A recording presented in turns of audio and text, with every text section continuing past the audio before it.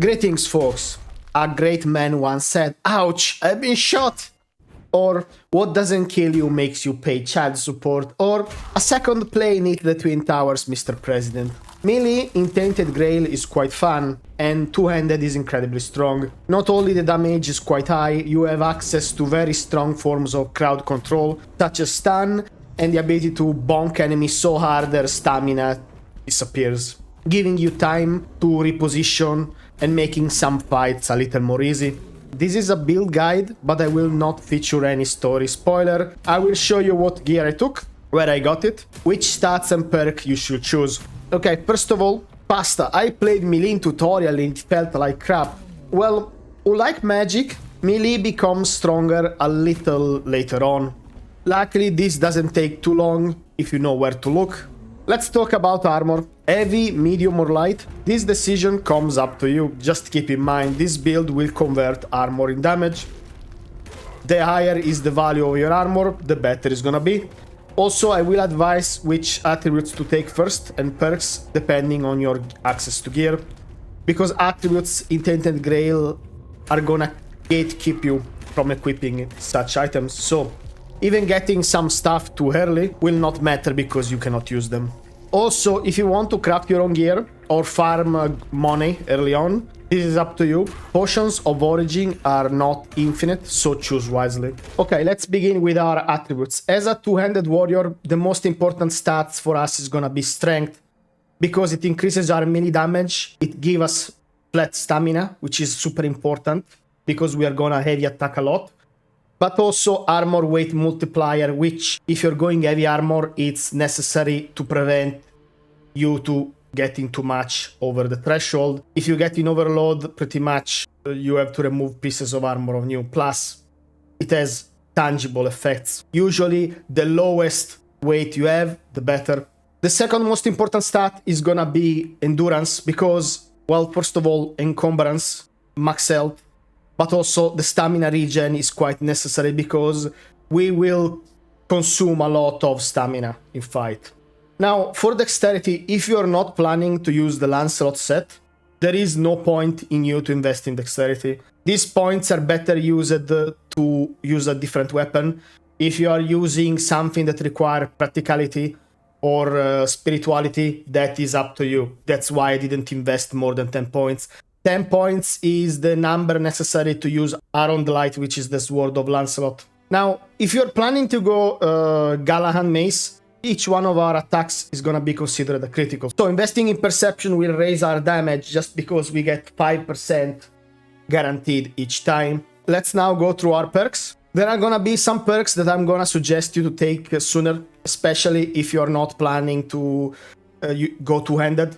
Invest immediately in the melee tree for general increase in damage. And also, you want to have a weapon of great heft. The heavier the weapon, the better it's gonna be for you. So do not sleep on this one. This one is quite important. Put a point here and take this one as soon as you start. If you want, this is optional. You can put points to increase your parry window. We are not a parry build, but technically we could invest into parry if you want, because it's still one of the form of mitigation that we need to use. Usually evasion is gonna be a little better in most situations though. Get 1 point in endurance to get that 7 at the start, max stamina. Doesn't sound like a lot, but it's useful early on. However, if you want to ignore this, that's up to you. You can also invest here if you want. I didn't, because fights do not usually take that long for stamina to be that desperate. Usually you die before. Now, you want also to get more health. Depending on when you feel you are struggling with your health pool, get this one. Also, you can get Carnage, especially in certain situations, is useful. However, if you are using Lifesteal, I think Carnage doesn't proc, so that is up to you. In the practicality tree, we are investing heavily into armor, because, of course, and also inner strength, because it converts our endurance in additional damage. This one is quite important to take. So when you start out, just put 1 point here and get this one ASAP. Extra armor, you can get this a little later on, not needed immediately. And also the best offense. Only when you feel you have enough armor, take this one. Uncanny agility is useful, but it's more useful when you are in light equip load. This is why I was talking about your armor load. Actually, now I'm medium. I used it to be light when I was in full Lancelot. So you still get a benefit by doing this. Lets you evade, boost your overall generation. We don't take anything in perception and spirituality because we don't need to. So our main tree, of course, we want to increase our damage, but also more importantly, we want to be able to drain that stamina of our targets, because when we hit them with heavy attacks, we will drain a lot of it. And also, more importantly, perpetual swing as well will help us deal with longer fights. This is why we're not starved by stamina every time. Heavy attacks are gonna be our main source of damage, so staple force is important. 15% is not a lot, but sometimes you will still stun. If you want to ignore this one, it's okay. However, I will still put a point in dominating presence, because in the end, it's just 1 point and it's 10%. And especially in AoE situation, that is amazing. We don't need that much attack speed, however, I still like to have some. This point was a throwaway point. I didn't try to go full lifesteal, personally. I just use foods in fight, and if things go bad, I die. Like, it's very simple. Early game. In Act 1, there are several weapons and one of the best armors in the game that you can take, but this can only happen for the armor after you finish the main story here in Act 1. There are also several good weapons you can pick. My favorite to use out of the gate is Swain Battle Axe. You can literally just dig it out, and the mana penalty really doesn't matter.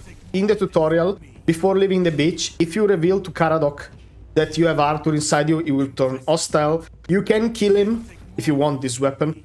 It's quite decent to start out, but it's easy replaceable. It's up to you. I think that there is an achievement specific to killing Caradoc in the tutorial, if you're interested in that. Another good weapon that you can get in this act is the Spinebreaker. To get this, however, you need to unlock the South Keep Crypt, and you can do this by getting the quest all along the watchtower. You can unlock this by going in the village. As you go down, the NPC on the left will start the quest to unlock that quest. On alternative, you can also get the Old Steel Warhammer, which will buff your heavy attacks by 25%. Also in Act 1, by buying this from Ugwe in the All Mother Temple. There is also the Big Bonk. Sadly, I didn't find this weapon when I was playing this build in Act 1, which has the ability to create a shockwave during heavy attacks and pushes back the enemies. The damage is also quite nice. For armor, you have some options. First of all, the Knight set is fairly easy to get. You can craft it, you can buy the book for the recipe from the blacksmith in the keep, or you can even find the book for free while you go through the Forgotten Cemetery. However, you can also get this set by killing certain enemies throughout the map, like the one that I'm showing you right now. However, do not worry too much about rushing this armor, because you most likely don't have the stats required to use it yet. The outright upgrade, and I think this is the best heavy armor set that you can get in the first act, is the Duelist set. To get this, just kill the first Duelist. This can be done in some ways. If you are strong enough, you can even use the Spinebreaker, because that enemy has a shield and the Spinebreaker just ignores block completely.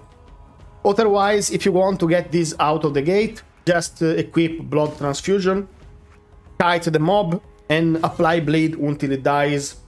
Be careful, because this mob has also a dagger attack, and if you're playing on veteran, well, it deals a lot of damage. There are also 2 more melee options available that I suggest. Since we get the perk that allows us to scale the weight of the weapon for extra damage, both are good choices. I prefer the Hammer of Stupefaction because it has a 20% increase to stun enemies. The Lightning I personally like less, because mainly since we are using heavy attacks, we don't attack that fast to proc that ability that often. It's up to you if you want to use it, however. There is also the Giant Sword that you can get. I do not like it that much, personally. You should finish Act 1 around level 20 or 22, or even more, depending on how many quests you did or missed. In my second playthrough, when I played this build, some quests were bugged, and I missed others because they were hard to find. My suggestion is don't in your bounties. That's a lot of experience in gold, however. So, should I upgrade my weapons?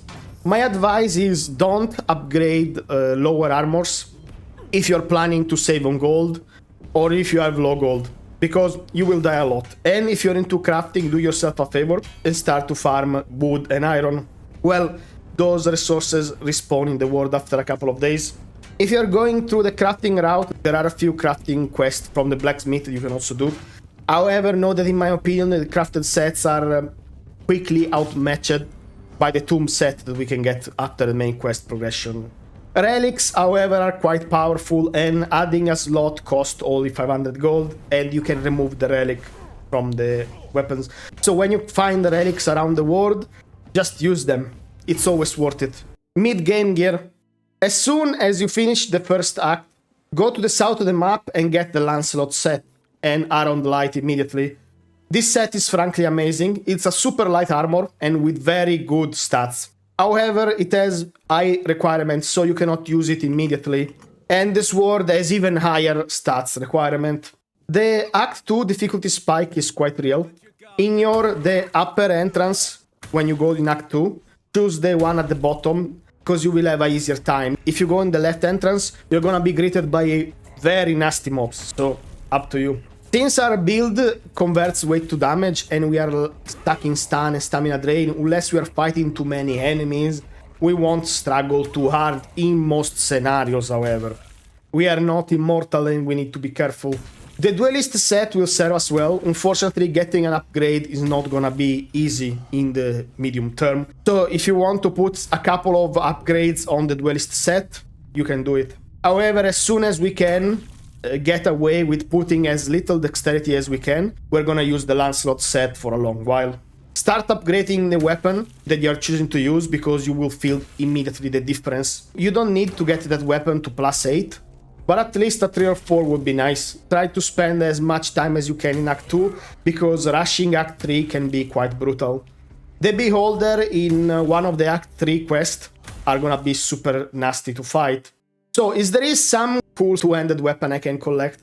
Yes, however, the best gear that you can get in Act 2 is gonna be gated until you finish the main story in Act 2. Is it possible that I missed some gear here? Yes. However, some of the weapon that you can find in this tomb will require a different point spread that I did. My advice is, as long as you can afford a balance of good armor and weapon, you can easily get away with some stuff. Iron Light is nice, but requires a lot of dexterity. If you are playing around poison, there is a powerful ring that can be found during one of the quests for the hospital when you're sent to retrieve a bow. It's in a body on the first level, just go in and turn to the left. However, you need a weapon that is able to apply poison in a good way, because if you try to do this with just a relic and a weapon that is not based around poison, fall off pretty quickly. So what about crafting? There are a few sets that you can craft as well. If you want to go talk to the blacksmith in the second city and buy the books, but frankly, we don't lack armor options already. There is also a second knight duelist we can kill. The fight should be much easier than Act 1, however, I don't feel that this stuff was better than the Lancelot. Endgame. I entered Act 3 at level 41, and I completed the act at level 55. So, assuming everything went correctly and you ended up in Act 3, you will notice an initial difficulty spike on some mobs. The ice summoners are incredibly annoying to deal with, and you have the beholders. As usual, enter from the bottom gate in the upper one. Unfortunately, there are not a lot of options here before you deal with the main quest. At least from the stuff that I found, and it's gonna be possibly hard if you're not high level enough. Before you finish the story, however, you can attempt to kill the last duelist in this cave. Again, sadly, I discovered his existence when I already had almost finished that playthrough. If you feel you're too weak, go back and farm yourself some gold and upgrade your gear. This set requires very high endurance, however, some of the pieces are actually good and can replace Lancelot. For crafting, I have good news and bad news. There is a set, the Winged Lancer, which has some pieces that are really good. The book can be gotten from the blacksmith vendor here. However, You cannot craft it yet, you need to kill flesh trees. And the only flesh tree that I found in the main quest instance, so again, I afforded to craft the few pieces I had super late. I challenged the main quest in full Lancelot gear with Aron Light +8. That was a lot of gold that I regret wasting, especially because I actually found the tomb of Galahad and got the real mace, not the crap you get in the quest in Act 1, if you kill the guy. This weapon is incredibly strong. To use Galahad mace, however, you need point in precision, at least 8, don't do more. We are kinda limited on points. Okay, pasta, but what about King's Arthur armor? It's another option, however, you get that after you do pretty much everything in Act 3. Jewelry and relic. So we don't need crit when we get our final weapon. Before, however, we can use a crit ring or health amulet, which you can get in one of the barbarian quests, I think. More importantly, I actually use the 45 encumbrance amulet through the entire game. You get this by doing the Brothers quest in Act 2. For rings, anything that increases our damage is fine. It depends on the weapon that they're using. However, I always use one encumbrance ring because quality of life. For relics, haste on critical hit with Galahad mace. You can even play around with status effect like burnings and increase damage if you want, instead of the haste one. Usually status effect, however, works better on very fast weapon. Just explore and have fun. You will miss some stuff and that's okay. I'm on my 3rd playthrough right now and I keep discovering new stuff. Thank you for watching. If you enjoyed this video, please leave a like and subscribe for more gaming content. Could be Tainted Grail or something else, I don't know. Have a good one. See you.